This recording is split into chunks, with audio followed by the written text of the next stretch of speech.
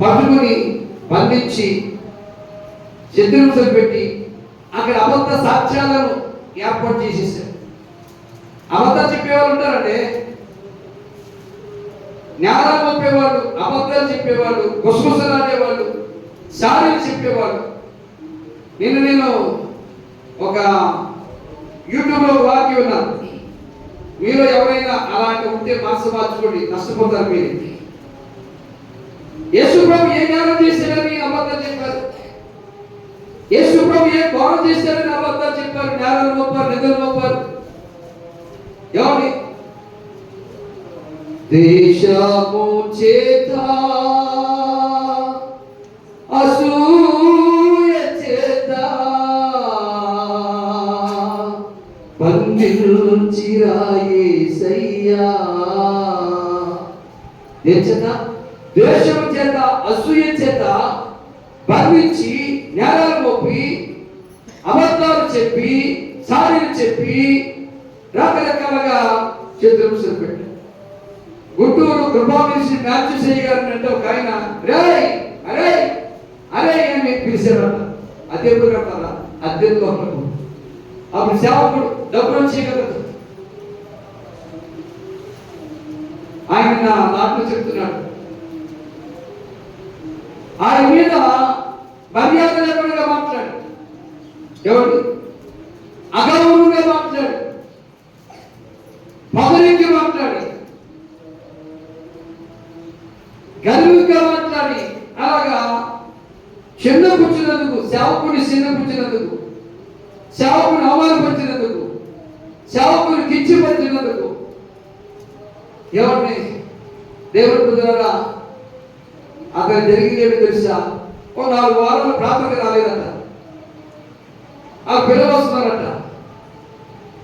ఆ రోజు పాప ఆలడికి ఇళ్ళడికి అద్దెకెట్టాడటండి, 450 రూపాయలు అద్దెకెట్టాడట, 450 అద్దెకెట్టాడట. తర్వాత నెక్స్ట్ మంత్ రాలేదంట, తర్వాత నెక్స్ట్ మంత్ రాలేదంట. ఏంది అప్పుడే అరే ఎవరే అది కట్టలేదని అడిగాడు, అగౌరవంగా మాట్లాడాడు, అన్యాయంగా మాట్లాడాడు, బొద్దు తెచ్చాడు, అది కట్టలేదాడు, ఎదుగు ఇల్లు అలాగెలాగన్నాడు. ఆ డబ్బులెక్కడికి ఇచ్చాము, 2 నెలలు రాలా, 3 నెలలు రాలా, 4 నెలలు రాలేదేంటి ఎత్తి డబ్బులకి అని అడిగాడంటండి. వాళ్ళు అన్నారంట, అయ్యా ఆయన రాకపోవడానికి కారణం ఉంది, ఏంటి అంటే పక్షవాతం వచ్చిందంట. ఏమొచ్చింది? ఏ నోటుతో అబద్ధం చెప్పాడో సేవకుడి మీద, ఏ నోటుతో అంతర్మాట అన్నాడో సేవకుడి మీద, ఏ నోటుతో దూషణ మాట మాట్లాడాడో, ఏ నోటుతో వ్యర్థమైన మాట్లాడాడు, అదే నోటికి దేవుడు బుద్ధి చెప్పాడంటాడు. నోరు పడిపోయిందట. ఏ పడిపోయింది? నోరే పడిపోయిందట, నోటి మాట లేదట.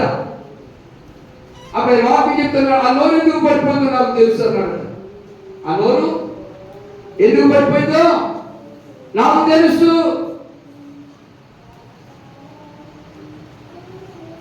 ఆ నోరు ఎందుకు పడిపోయిందో నాకు తెలుసు. ఎందుకు పడిపోయిందట? దైవజనులను దూషించడం ద్వారా, దైవజనులను కించపరచడం ద్వారా, దైవజనులను అవమానపరచడం ద్వారా. మీ దానికి నేను అది పోస్ట్ పెట్టినట్టున్నా, చూసావా? చూడలేదా? ఆ మెసేజ్ గుంటూరు మ్యాథ్యూస్ గారు మాట్లాడు, దేనికి బుద్ధి చెప్పాడు దేవుడు? ఆ నోటికి నోరు రాకుండా చేశాడు. నోరు లేనివాడు అద్దె పడతాడు. అప్పుడు ఆయన అడిగాడట, ఏం జరిగిందయ్యా? కాలు చేతులు బాగానే ఉన్నాయా? బాగానే ఉన్నాయి, కానీ నోరు పడిపోయింది. కాలు చెయ్యి వచ్చింది, నోరు మాత్రం రావట్లా. ఎందుకు? ఈ నోటితో అబద్ధాలు చెప్పడం, ఈ నోటితో సారీలు చెప్పడం, ఈ నోటితో నిందలు మాపడం, ఈ నోటితో లేనిపోని దూషణ మాటలు మాట్లాడడం. ఇదే నోటితో యేసు ఏం చేశారు? గేలు చేశారు. ఇదే వరకు యేసు ఏమన్నారు?